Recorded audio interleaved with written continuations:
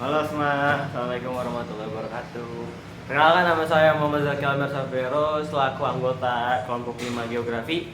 Nah, dalam kesempatan kali ini kelompok kami akan menjelaskan tentang pengaruh perubahan iklim global terhadap kehidupan. Nah, langsung aja ya kita ke materinya tanpa basa-basi. Let's go. Hai, nama saya Alif dan saya akan menjelaskan apa itu perubahan iklim. Nah, jadi perubahan iklim adalah perubahan jangka panjang dalam suhu dan pola cuaca di bumi. Bukan cuma cuaca harian yang berubah-ubah, tetapi ini lebih ke perubahan besar yang berlangsung selama puluhan sampai ratusan tahun. Nah, misalnya daerah yang dulunya sering hujan sekarang jadi kering, atau musimnya jadi nggak teratur.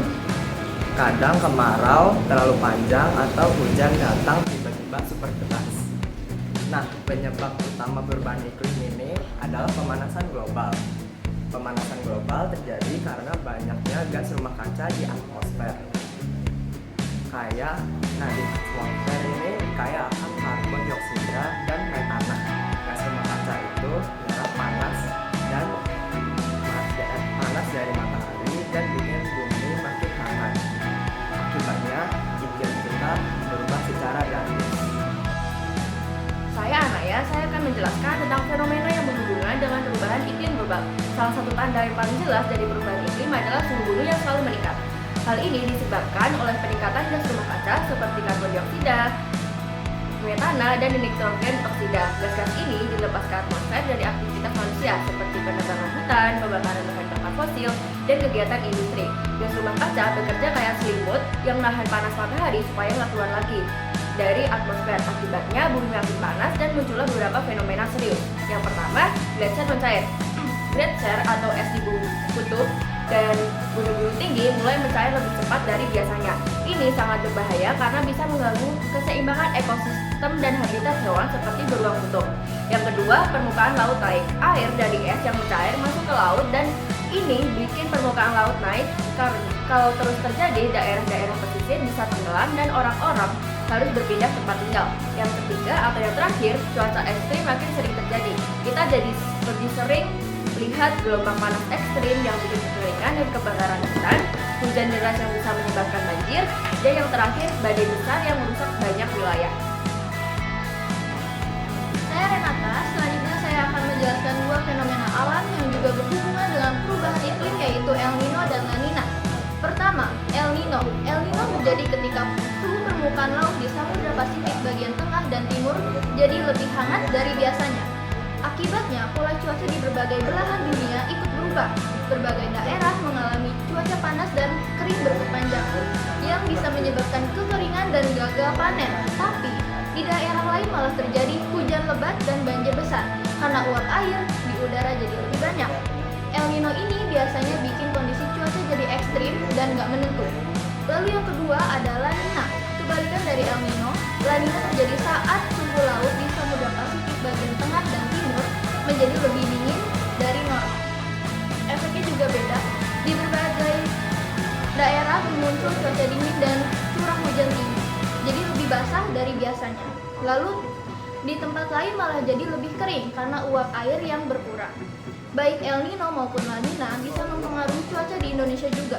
Misalnya saat El Nino, Indonesia sering mengalami kemarau panjang. Lalu saat La Nina biasanya curah hujan meningkat dan rawan banjir. Makanya dua fenomena ini penting banget untuk dipantau karena dampaknya bisa besar ke pertanian, lingkungan, bahkan kehidupan sehari-hari kita. Dan saya Alifira, dan hari ini saya akan membahas dengan dampak perubahan iklim terhadap kehidupan kita. Dan di sini ada dampak perubahan iklim terhadap kehidupan kita. Perubahan iklim bukan cuma tentang cuaca yang gak menentu, tapi juga punya pengaruh besar ke berbagai aspek kehidupan manusia dan alam. Ini ada beberapa dampaknya. Yang pertama yaitu ada kenaikan suhu global. Suhu rata-rata bumi makin meningkat setiap tahunnya. Ini bikin banyak wilayah jadi lebih panas dari biasanya. Akibatnya yang pertama yaitu resiko penyakit seperti heat stroke atau dehidrasi meningkat. Lalu yang kedua ada produktivitas kerja bisa menurun karena suhu yang gak nyaman. Lalu yang ketiga ada hewan dan tumbuhan yang sensitif terhadap suhu bisa ada kenaikan permukaan laut. Es di kutub mencair karena bumi makin panas dan itu bikin permukaan laut naik. Dampaknya yang pertama yaitu ada daerah pesisir terancam tenggelam. Yang kedua ada banyak orang harus pindah dari tempat tinggalnya. Lalu yang ketiga, air laut bisa masuk ke sawah atau ladang dan merusak pertanian. Lalu yang ketiga ada cuaca ekstrim. Perubahan iklim bikin cuaca jadi makin gak stabil. Kita jadi sering melihat yang pertama yaitu ada badai besar, angin topan, hujan lebat, sampai banjir. Lalu yang kedua atau sebaliknya, kemarau panjang yang bisa sebabkan kekeringan dan kebakaran hutan. Ini semua berdampak langsung ke pertanian, ekonomi, dan kehidupan sehari-hari. Lalu yang keempat, ada gangguan pada ekosistem. Makhluk hidup yang tinggal di alam kayak tumbuhan, hewan, bahkan serangga juga berdampak. Contohnya, hewan kehilangan habitat karena hutan rusak atau suhu nggak cocok lagi. Lalu, terumbu karang memutih dan mati karena laut jadi terlalu hangat. Lalu ada rantai makanan bisa terganggu dan akhirnya mempengaruhi kita juga sebagai manusia. Halo, saya Dias. Saya akan menjelaskan tentang dampak perubahan iklim terhadap kehidupan kita sebagai pelajar dan remaja. Jadi walaupun perubahan iklim kedengarannya kayak isu besar yang jauh banget, sebenarnya dampaknya tuh signifikan banget bagi kehidupan kita sehari-hari. Pertama dalam 3 aspek ini. Jadi aspek yang pertama adalah gangguan pada pendidikan. Cuaca ekstrim kayak banjir, badai, atau kemarau panjang bisa bikin sekolah harus libur atau pelajaran terganggu. Contohnya ruang kelas rusak karena cuaca ekstrim, bahkan akses internet bisa terganggu buat yang belajar online. Kalau ini terjadi, kualitas pendidikan kita bisa menurun atau pelajar ketinggalan pelajaran. Aspek yang kedua adalah dampak pada kesehatan fisik. Kenaikan suhu dan polusi udara bisa memperburuk kondisi kesehatan. Kita jadi lebih gampang terkena penyakit seperti SPA, alergi, atau heat stroke. Air yang tercemar karena banjir juga bisa menyebabkan penyakit kayak diare dan demam berdarah. Aspek yang ketiga, gangguan pada kesehatan mental. Tanpa kita sadari, perubahan iklim juga bisa memicu stres dan gangguan psikologi. Ketidakpastian tentang masa depan bikin banyak anak muda mudah cemas dan overthinking. Bencana alam yang terus-menerus bisa bikin trauma, terutama kalau harus mengungsi atau kehilangan tempat tinggal. Perubahan iklim bukan cuma asal kenaikan suhu bumi atau es kutub, tapi juga menyentuh hal-hal yang paling dekat dengan kita, pendidikan, kesehatan, dan perasaan kita sendiri. Halo semuanya, saya. Jadi di sini ada ternyata kita juga memiliki lembaga-lembaga nih yang menyediakan dan memanfaatkan data-data atmosfer. Seperti pertama ada BMKG. BMKG itu merupakan Badan Meteorologi, Klimatologi, dan Geofisika. Nah, BMKG ini merupakan lembaga resmi dari pemerintah Indonesia yang emang tugasnya itu untuk memantau cuaca, iklim, terus tanda-tanda gempa, dan lain-lain. Nah, BMKG ini juga punya jaringan stasiun cuaca di seluruh Indonesia yang menyediakan seperti ramalan cuaca harian, terus juga informasi iklim bulanan, dan juga ada data-data perubahan suhu serta curah hujan yang penting buat analisis perubahan iklim di Indonesia. Lalu yang kedua ada NASA. Nah, NASA itu dia merupakan National Aeronautics and Space Administration. Nah, dia ini berasal dari Amerika. Nah, dia ini menggunakan satelitnya tuh untuk memantau suhu bumi, lalu untuk mengukur permukaan laut, lalu juga untuk melihat nih dampak jangka panjang dari perubahan iklim secara global.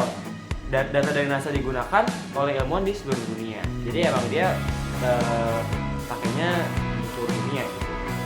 Lalu yang ketiga di sini ada NOAA atau National Oceanic Atmospheric Administration. Ini juga merupakan lembaga dari Amerika yang tugasnya itu dia untuk mengamati suhu laut, tekanan udara, dan angin, lalu memberikan peringatan juga untuk terhadap badai dan cuaca ekstrim. Lalu juga dia ini juga terlibat dalam pemantauan El Nino dan La Nina yang dijelasin. Nah, lalu yang keempat di sini ada IPCC yang singkatannya itu dari Intergovernmental Panel on Climate Change. Nah, ini tuh merupakan badan internasional yang dibentuk oleh PBB untuk meneliti perubahan iklim secara global gitu. Tugas mereka tuh ya bukannya sih, lebih tepatnya ya tugas mereka secara khusus itu mengumpulkan dan menganalisis hasil penelitian dari para ilmuwan di seluruh dunia, terus juga untuk menyusun laporan besar tentang kondisi-kondisi dan dampak perubahan iklim. Lalu juga dia tuh memberikan rekomendasi nih buat kebijakan-kebijakan buat negara-negara anggota PBB gitu. Jadi buat ngasih rekomendasi nih apa yang harus dilakukan negara tersebut sebagai langkah mereka untuk menangani dampak dari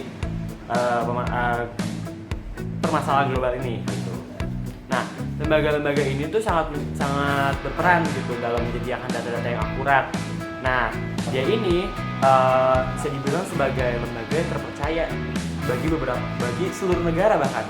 Bagi seluruh negara. Nah, tanpa mereka tuh kita nggak akan tahu seberapa cepat dunia berubah dan apa yang harus kita lakukan terhadap perubahan global ini.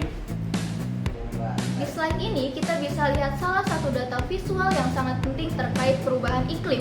Grafik ini berasal dari European Climate Foundation dan menggambarkan proyeksi emisi karbon dioksida ke depan berdasarkan berbagai skenario aksi manusia. Pertama, kita lihat garis biru dan orange yang menunjukkan estimasi emisi CO2 dari tahun 1990 sampai ke masa depan, sekitar tahun 2030. Emisi CO2 ini diukur dalam 1 gigaton atau yang artinya miliaran ton karbon dioksida. Garis biru menunjukkan tren emisi jika di dunia tidak melakukan perubahan besar, atau dalam kata lain kita tetap menjalankan kehidupan seperti biasa. Di jalur ini, emisi bisa mencapai sekitar 70 gigaton pada tahun 2030 yang akan membawa kita ke arah pemanasan global di atas 3 derajat Celcius. Dan ini sangat berbahaya karena bisa menyebabkan bencana iklim yang lebih ekstrim dan tak terkendali. Lalu ada garis orange, menunjukkan kemungkinan penurunan emisi jika kita menepati semua janji iklim yang sudah dibuat oleh berbagai negara.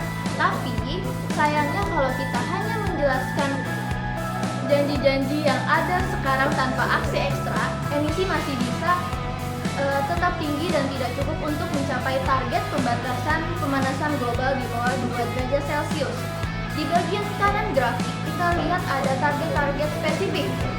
Target ideal untuk menjaga suhu bumi tetap aman adalah menurunkan emisi sampai minus 44 gigaton. Tapi saat ini kita masih sangat jauh dari target itu. Kalau kita tidak mencapai target, maka kita akan menghadapi peningkatan suhu yang sangat berbahaya. Artinya, grafik ini memberikan pesan yang sangat jelas. Kita harus segera mengambil tindakan besar-besaran untuk mengurangi emisi CO2, seperti beralih ke energi terbarukan, mengurangi ketergantungan pada bahan bakar fosil, dan menjaga ekosistem hutan sebagai penyerap karbon. Jadi visual ini bukan cuma angka dan garis, tapi sebenarnya adalah gambaran nyata tentang masa depan bumi. Arah garisnya akan tergantung pada pilihan dan aksi kita hari ini. Lalu apa aja sih yang bisa kita lakukan? Yang pertama yaitu kurangi dan daur ulang sampah seperti bawa tombol.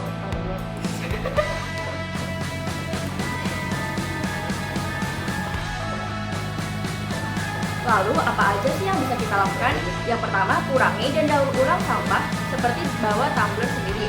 Yang kedua, gunakan energi terbarukan seperti PLTS dan PLTA. Yang ketiga, tanam pohon dan lestarikan hutan. Yang keempat, naik transportasi umum atau mobil listrik. Yang kelima, pilih produk ramah lingkungan yang tidak membahayakan untuk tanah dan air. Yang keenam, jangan tebang hutan sembarangan. Yang ketujuh, hindari gas aerosol. Dan yang ke-8 adalah hemat listrik. Tada! Nah, dia tuh tadi yang materi yang kita jelasin oleh kelompok tema geografi tentang pengaruh perubahan iklim global terhadap kehidupan. Nah, jadi itu materinya menarik nggak sih menurut kalian? Nah, coba tulis di komen ya. Dan kalau misalnya ada yang kurang, mohon maaf ya kelompok kami, karena kita juga masih belajar, kita sama-sama belajar. Mungkin cukup dari kelompok kami, semoga yang kami jelaskan bermanfaat bagi kalian semua. Dadah!